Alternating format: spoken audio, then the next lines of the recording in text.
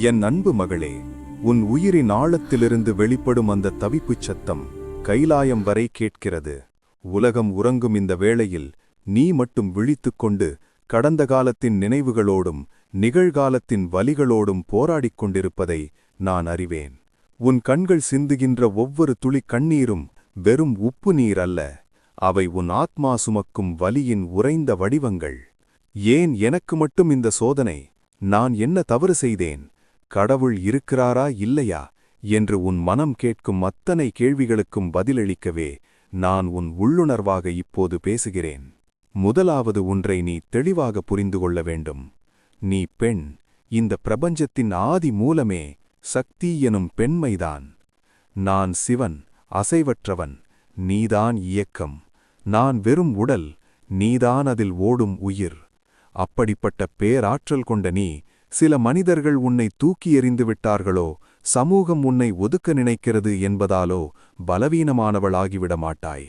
ஒரு வைரம் குப்பையில் கிடந்தாலும் அதன் மதிப்பு குறைவதில்லை. அதுபோலத்தான் நீயும். உன் மதிப்பு உன்னை சுற்றியிருப்பவர்கள் உன்னை எப்படி நடத்துகிறார்கள் என்பதிலில்லை, நீ உன்னை எப்படி உணர்கிறாய் என்பதில்தான் இருக்கிறது. உன் வாழ்க்கையில் நடந்த கசப்பான சம்பவங்களை நினைத்து நீ வருந்தலாம். ஆனால் புராணங்களில் நான் ஆலகால விஷத்தை அருந்திய கதையை நீ கேட்டிருப்பாய். பார்க்கடலை கடைந்தபோது அமிழ்தம் வருவதற்கு முன்னபே விஷம்தான் வந்தது. உலகமே அதைக் கண்டு அஞ்சியபோது நான் அதை ஏற்றுக்கொண்டேன். ஏன் தெரியுமா? விஷத்தை எதிர்கொள்ளும் தைரியம் இருப்பவனுக்குத்தான் அமிழ்தத்தை ருசிக்கும் தகுதி கிடைக்கும். உன் வாழ்க்கையிலும் இப்போது நடப்பது அதுதான். நீ இப்போது அனுபவிக்கும் கஷ்டங்கள், அவமானங்கள், துரோகங்கள் அனைத்தும் அந்த ஆலகால விஷமே. ஆனால் மகளே, அதை நீ விழுங்கிவிடாதே. அது உன்னை அழித்துவிடும். அதை வெளியேவும் துப்பாதே, அது பிறரை அழித்துவிடும். அதை என்னைப் போல உன் தொண்டை குழிக்குள் நிறுத்திவிடு. அந்த வலி உனக்குள் ஒரு வைராக்கியமாக மாறட்டும். அந்த விஷமே உன்னை எதற்கும் கலங்காத ஒரு சக்தியாக மாற்றும் வல்லமை கொண்டது.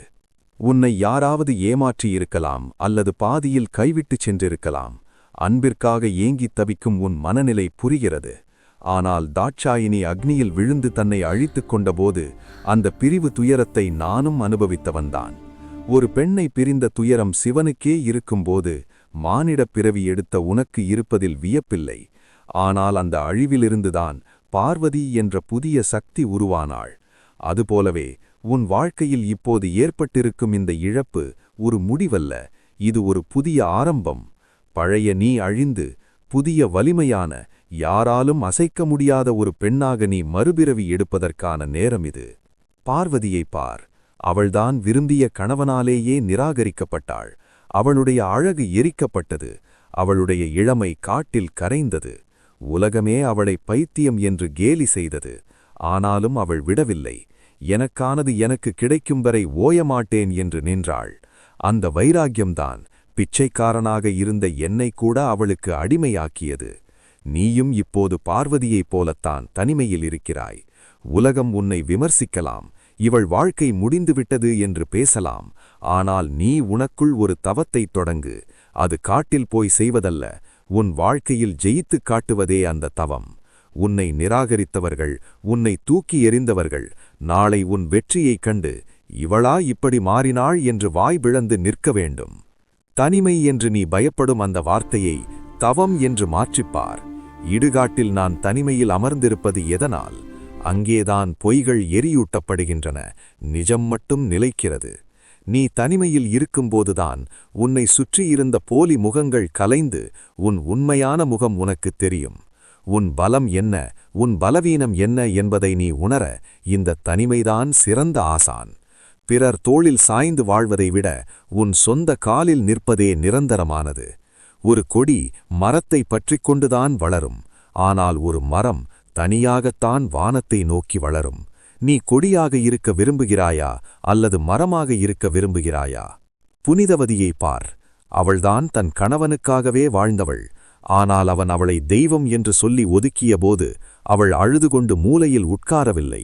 இந்த அழகும் இளமையும் என் கணவனுக்காக பேணியது. அவனுக்கே இது வேண்டாமெனும்போது எனக்கு எதற்கு என்று என்னிடம் கேட்டு தன் சதைப்பற்றை உதிர்த்து எலும்புருவம் பெற்றாள்.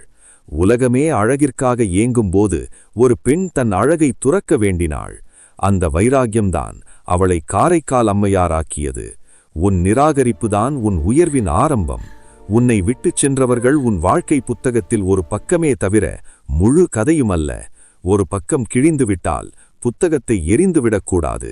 அடுத்த பக்கத்தை திருப்பி பார்க்க வேண்டும். அங்கே உனக்காக பிரபஞ்சம் இன்னும் அழகான கதையை எழுதி வைத்திருக்கக்கூடும். உனக்கு துரோகம் செய்தவர்களை நினைத்து உன் நேரத்தை வீணாக்காதே. பிரபஞ்சத்தின் கணக்கு வழக்குகள் மிகத் துல்லியமானவை. கர்மா என்பது பூமராங் போன்றது. யார் எதை எறிந்தார்களோ அது அவர்களையே நோக்கி திரும்ப வரும். நீ அமைதியாக இரு, உனக்கான நீதி காலம் வழங்கும். ஒரு சிற்பி கல்லை உளிகொண்டு அடிக்கும்போது அந்த கல் வலி தாங்க முடியாமல் கதறலாம். ஆனால் அந்த அடிகள்தான் அதை ஒரு அழகான சிலையாக மாற்றுகின்றன. இப்போது நீ வாங்கும் அடிகள், அவமானங்கள் எல்லாம் இறைவன் உன்னை ஒரு அற்புதமான சிலையாக செதுக்கிக் கொண்டிருப்பதின் அடையாளம்தான். உடைந்த சிலைகள் கோவிலில் வைக்கப்படுவதில்லை, ஆனால் செதுக்கப்பட்ட சிலைகளே வணங்கப்படுகின்றன. நீ உடைந்து போகவில்லை, செதுக்கப்படுகிறாய்.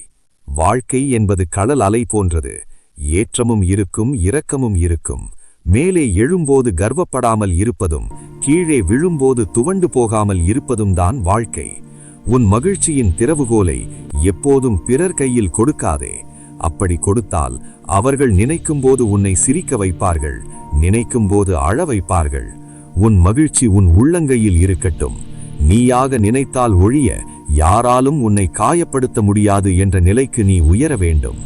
கடைசியாக ஒன்று சொல்கிறேன் மகளே, இருள் சூழ்ந்திருக்கிறது என்று கவலைப்படாதே. விடியலுக்கு முன்புதான் இருட்டு அதிகமாக இருக்கும். இப்போது உன் வாழ்க்கை இருண்டதாக தோன்றினால் மிக பிரகாசமான விடியல் உனக்காக காத்திருக்கிறது என்ற அர்த்தம்.